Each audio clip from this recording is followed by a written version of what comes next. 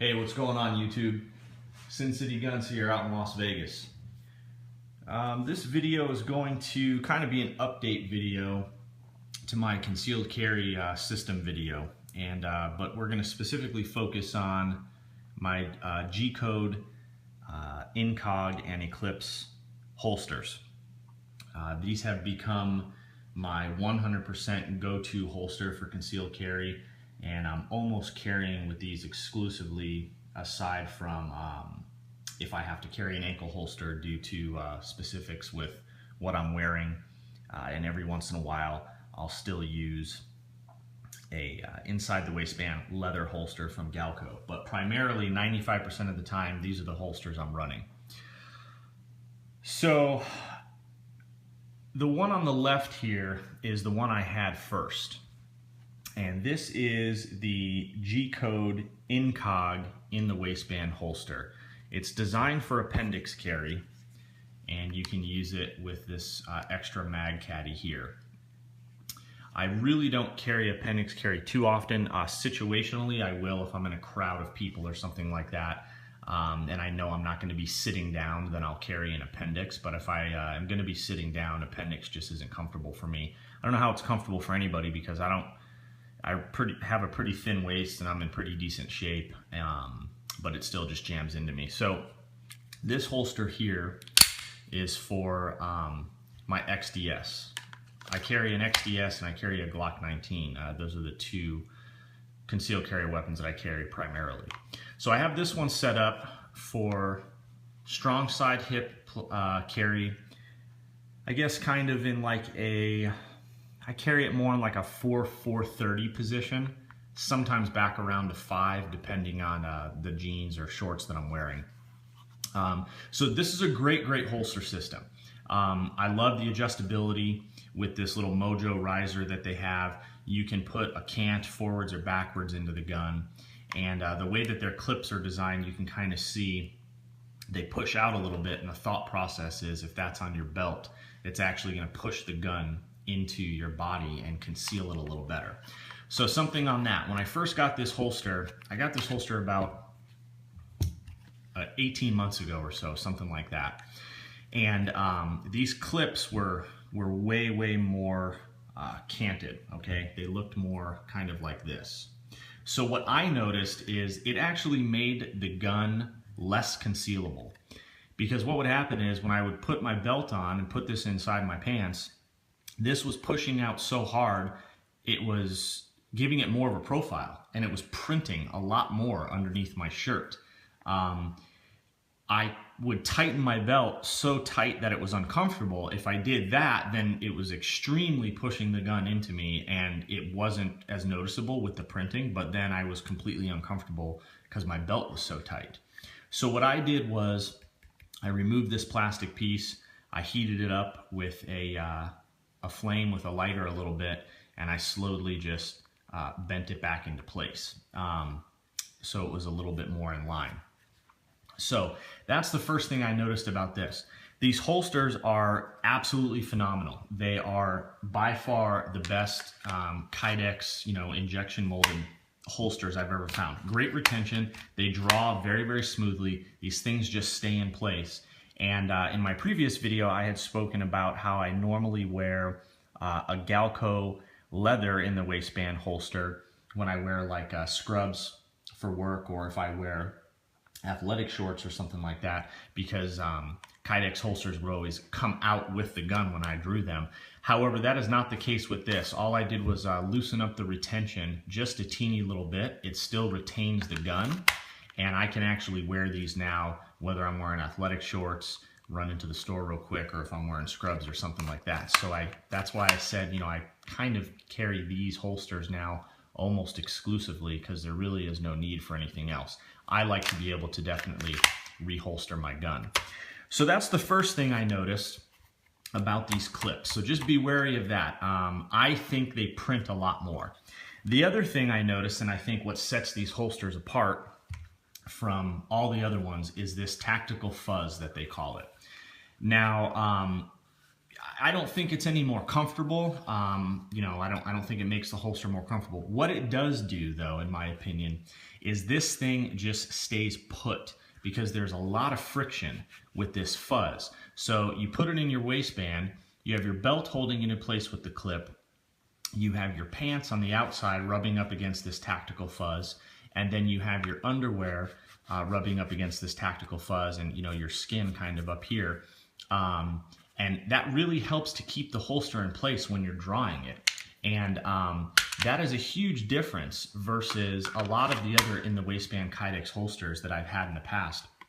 In the past, when it was just straight Kydex out here, it was very slick and slippery. So you're relying on just the clip. And there is a little bit of movement with your belt in this clip, a teeny little bit, and then obviously your belt moves as well. But with this tactical fuzz, I think it keeps it in place a lot because of the natural friction of this fuzz.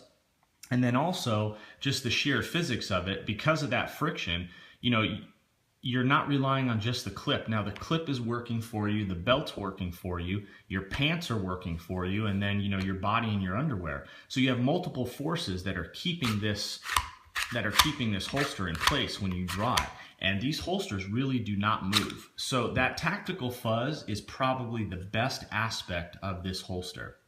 Now, I do want to get into something with that.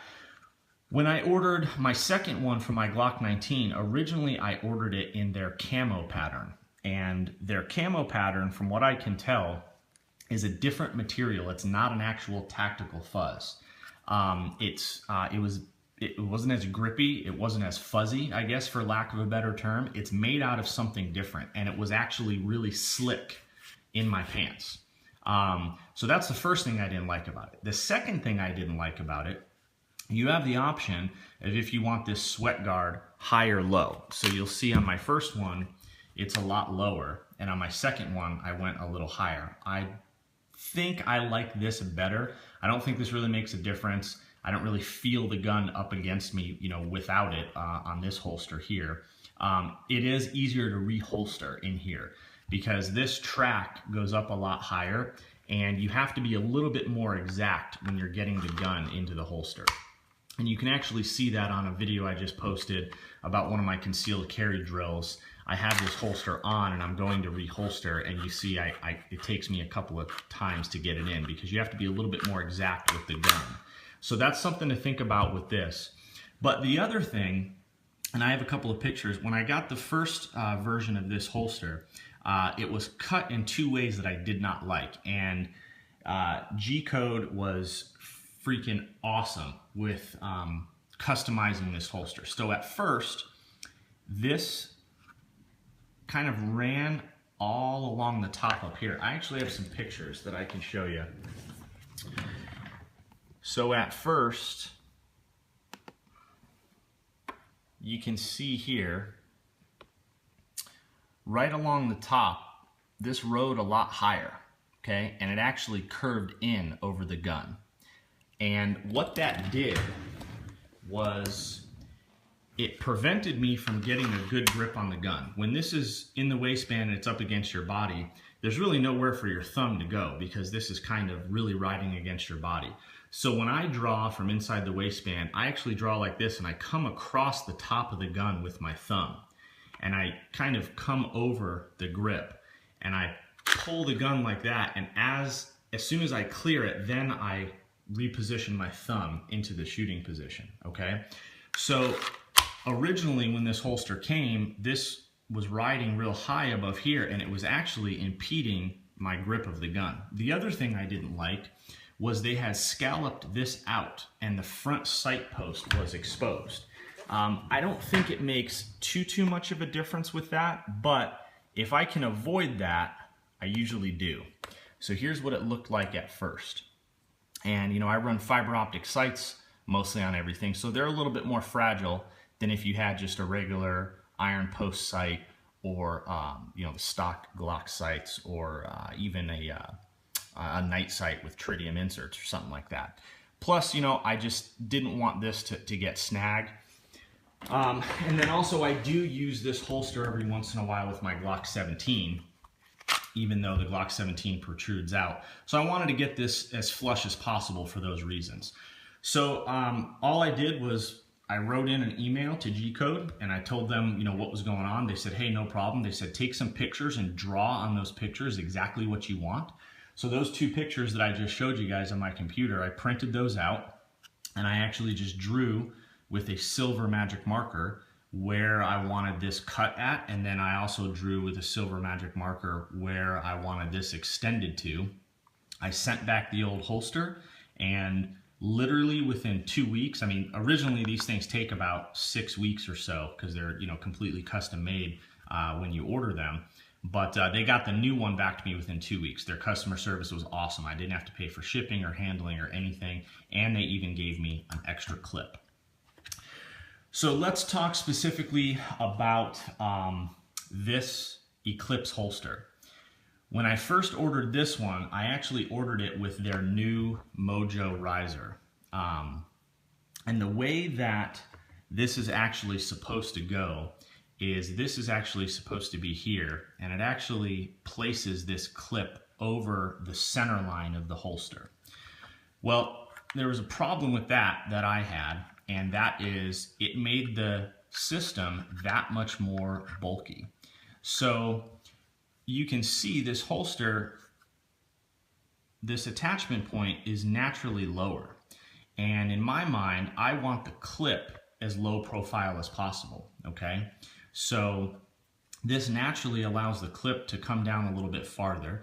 The fact that this clip is canted a little bit addresses where the trigger guard is here, okay? And what that gives you is a very, very nice compact holster, okay?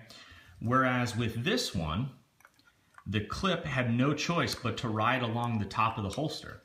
So instead, you would be having something like this, where the clip would be a lot higher off the gun. And this would actually be riding center line like that. And it just created a lot thicker of a system, and it was more noticeable, and it did print more. So actually, the Eclipse holster comes with this.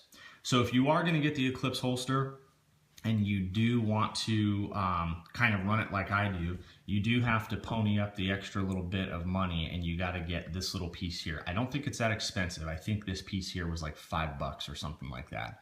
But I would get that, get an extra clip. I did the same thing on this clip as I did on the other one, except this one I heated up with a heat gun, and I bent it just a teeny little bit. You can see this one hasn't been bent yet. I didn't heat this one up yet, and there's a lot more of a cant to that. So that's just a couple of things about this system. So that's kind of the way I have it set up. And then just in closing, you know, I think one of the most important things that a lot of people forget about is in their carry system is their belt. These are the belts that I run, and I've had pretty good luck with them. This one is my second or third one from Crossbreed. So this is a Crossbreed belt, just their double stitched, double layer brown leather belt. A good indication of if it's going to be a good concealed carry belt is if you can kind of loop it and hold it out and it keeps its form. So Crossbreed makes really, really good belts. They make it in black and brown. This one I got at a gun show, nice thick, same thing. It's double layered and then double stitched leather. I got this one in black. This one is probably my stiffest of all the leather belts, but it's also the newest. I've only had this one for probably about 6 months, whereas I've had this one for probably closer to 6 years. That's getting time for a new one. But I got one in brown, one in black. You know, have to be fashion conscious when you're rocking a concealed carry firearm and have a shirt hanging over your belt so nobody can see it. And then here is my original SOE gear belt. These are super nice systems as well. You custom order these. They triage their orders, so if they have orders from active military or law enforcement and you are not active military or law enforcement, they're going to push your order off and take care of those first. But I ordered this one and I run this one primarily for IDPA, and then I do run it in USPSA production division with my Blade Tech Lock system. But you can order it any way you want. I got the Velcro on the inside here, just in case I want to run it with an inner-outer belt system for other divisions of USPSA or 3-gun or something like that.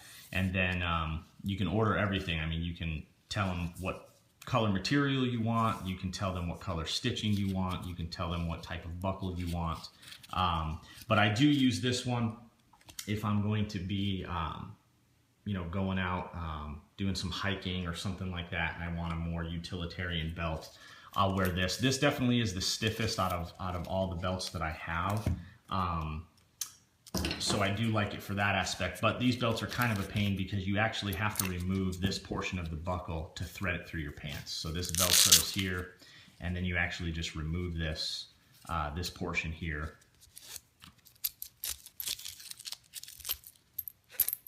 And then I kind of just wrap this around and then thread this through my pants, and then you have to put this buckle back on. So it is more cumbersome than a leather belt, but it literally takes probably an extra 30 seconds to put this belt on. So by no means, you know, don't not order this belt because you think it's going to be too cumbersome. I mean, it adds an extra 30 seconds to when I put the belt on in the morning. But this is a great belt as well. But I think that's really, really important with any carry system. But I'll kind of just show you how this attaches here, and you can see kind of how I'm rocking that. But it is a very, very low profile, and you can see how that clip is tilting this holster into your body. So that's kind of their whole thing with these holsters. So that's it. That's all I got. I highly, highly recommend it. I've been carrying concealed now for, I don't know, about 15 or 16 years. And I have probably 50 different holsters that I've gone through over the years. And I really can't see myself switching from these holsters anytime. I don't think it's, for me, I don't think it's going to get any better. One last thing, if you are going to carry anything besides appendix carry, I would recommend the GCode Eclipse holster, because as you can see with the extra mag caddy option, normally this would be kind of bolted right to here, but your front sight is exposed on this one. But more importantly, this whole thing right here, it does sometimes cause me an issue when I'm putting this inside and outside of my pants. It's just one more thing to get caught up on. So it is a little bit more cumbersome to put this on versus this one where it's just kind of nice and slick. But there it is, man. GCode InCOG holster, GCode Eclipse holster, and yeah, man, get a good belt and you guys will be good to go. So that's all I got. Sin City Guns, hope you enjoyed it. Shoot straight.